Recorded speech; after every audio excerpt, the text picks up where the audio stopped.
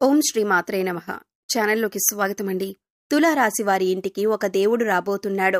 అయితే ఆ దేవుడు ఎవరు, ఎందుకు వస్తున్నాడు, ఆ దేవుడి అనుగ్రహం కోసం మీరు ఏం చేయాలి, అసలు మీ చుట్టూ దేవుడు తిరుగుతున్నాడు అనటానికి సంకేతాలేంటి, అలాగే ఈ నెల 26వ తేదీన మీకు ఏం జరగబోతోంది అనే ఆసక్తికరమైన విషయాలన్నీ కూడా ఈ వీడియోలో మనం వివరంగా తెలుసుకుందాం.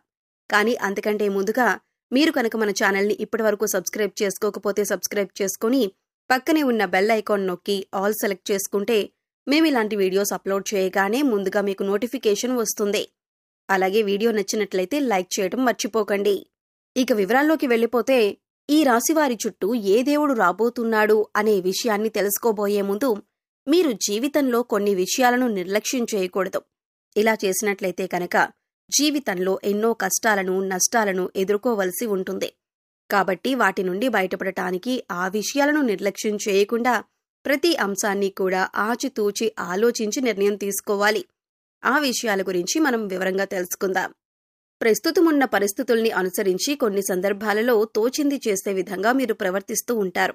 అటువంటి పరిస్థితుల్లో మార్చుకోకపోయినట్లయితే జీవితంలో కష్టాలను ఎదుర్కొంటారు. అందుచేత ప్రతి ఒక్క అంశాన్ని క్షుణ్ణంగా పరిశీలించి నిర్ణయం తీసుకోవాలి. ఆలోచనలు స్థిరంగా ఉండేలా ప్రయత్నించాలి. ఒక నిర్ణయం తీసుకుంటే దానికి ఖచ్చితంగా కట్టుబడి ఉండాలి. ఈ అంశంలో మీరు మీ ప్రవర్తనను సవరించుకుంటే కనుక జీవితాన్ని ఆనందదాయకంగా మార్చుకోవచ్చు. ఈ రాశివారికి జీవితంలో ఒడిదుడుకులు ఎక్కువగా ఉంటాయి. అలాగే అధికంగా శ్రమించి తమ బాధ్యతలను నిర్వహించి ఉన్నత స్థానానికి చేరుకుంటారు. ఈ రాశివారికి మంచితనం, మానవత్వం అధికంగా ఉంటాయని చెప్పొచ్చు. ఇతరులు కష్టాల్లో ఉంటే ఖచ్చితంగా ఏదో విధంగా సహాయం చెయ్యాలి అని అనుకుంటారు. వీరి దగ్గర ధనం ఉన్నా లేకపోయినా ఎదుటివారు కష్టాల్లో ఉంటే మాత్రం సహాయం చేయటానికి ప్రయత్నిస్తారు. ఈ రాశివారు న్యాయం అనేది ఎవరికైనా ఒకటే అనే ఆలోచన కలిగి ఉంటారు.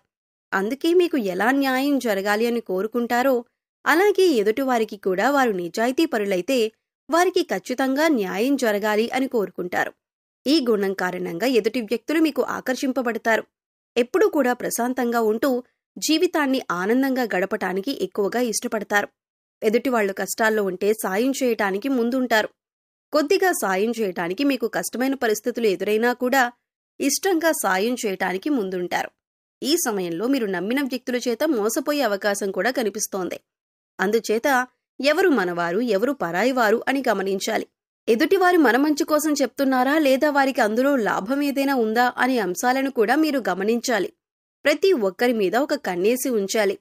ఎందుకంటే మీరు నమ్మిన వారే మీతో స్నేహపూర్వకంగా మాట్లాడుతూనే మిమ్మల్ని మోసం చేసి మిమ్మల్ని ఇబ్బందుల్లో పడేసే అవకాశాలు ఎక్కువగా ఉన్నాయి. ఈ సమయంలో ఈ రాశివారు వ్యాపార కూడలిని అద్దెకిచ్చే ఆలోచన ఉంటే మానుకుంటే మంచిది. ఎందుకంటే అది మీకు నష్టాన్ని చేకూర్చవచ్చు.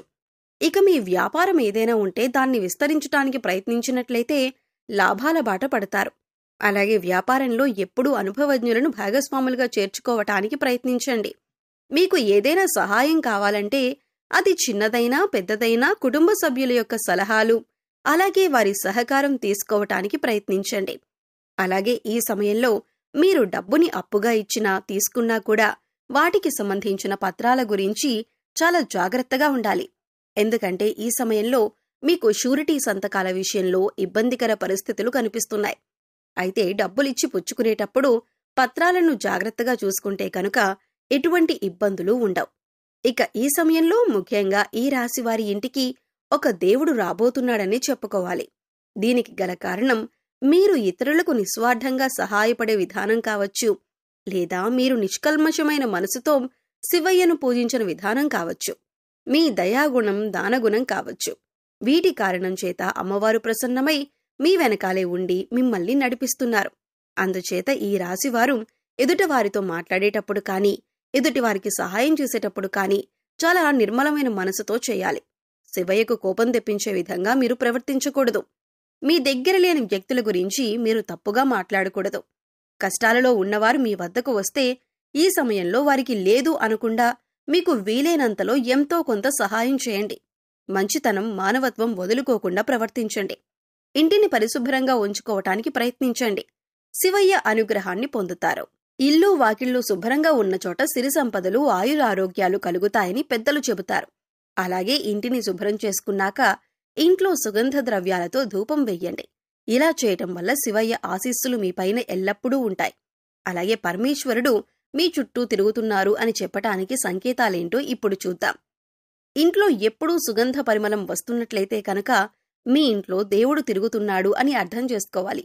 తరచుగా ఇంట్లో విభూతి మరియు గంధం వాసన వస్తున్నట్లయితే కనుక శివయ్య మీతోనే ఉన్నాడు అని అర్థం చేసుకోవచ్చు. అలాగే మీ ఇంట్లో తరచుగా ఢమరుకు శబ్దం వినబడుతున్నా కూడా మీ ఇంట్లో శివుడు ఉన్నట్లు అర్థం చేసుకోవచ్చు.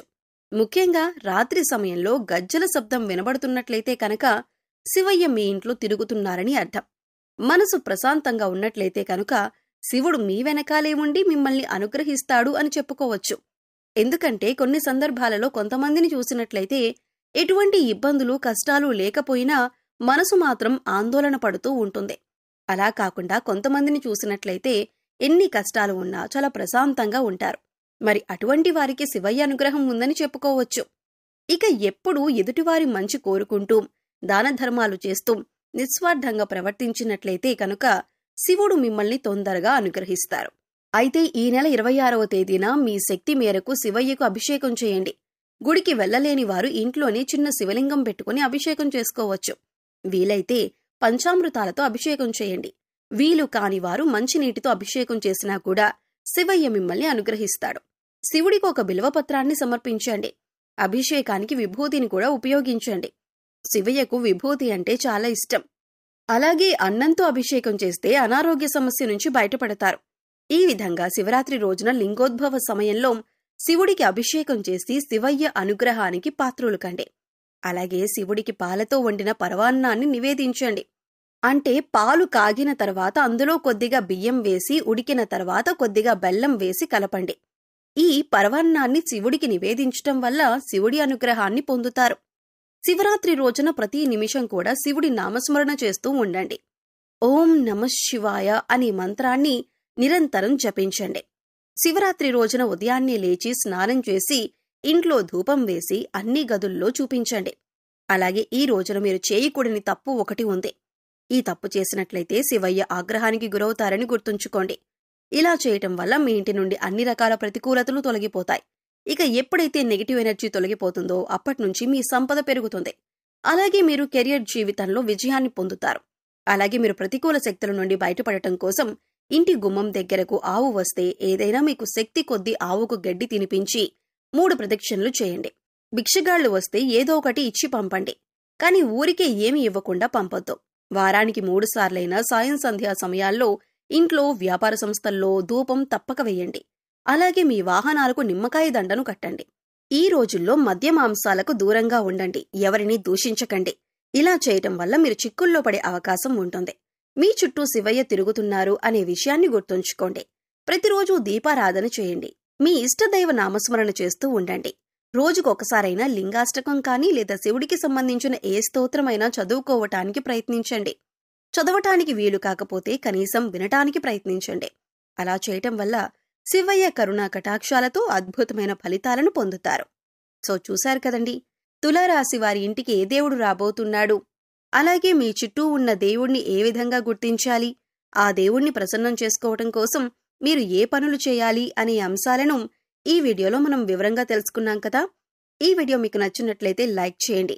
మీ ఫ్రెండ్స్ అండ్ ఫ్యామిలీ మెంబర్స్లో ఎవరైనా తులారాశి వారు ఉన్నట్లయితే వారితో ఈ వీడియోను షేర్ చేసుకోవటం మర్చిపోవద్దు. అలాగే ఇప్పటివరకు మన ఛానల్ కనుక సబ్స్క్రైబ్ చేసుకోకపోతే సబ్స్క్రైబ్ చేసుకొని పక్కనే ఉన్న బెల్ ఐకాన్ నొక్కి ఆల్ సెలెక్ట్ చేసుకుంటే మేము ఇలాంటి వీడియోస్ అప్లోడ్ చేయగానే ముందుగా మీకు నోటిఫికేషన్ వస్తుంది. మరో చక్కటి వీడియోతో మళ్ళీ కలుద్దామండి. ఓం శ్రీమాత్రే నమః.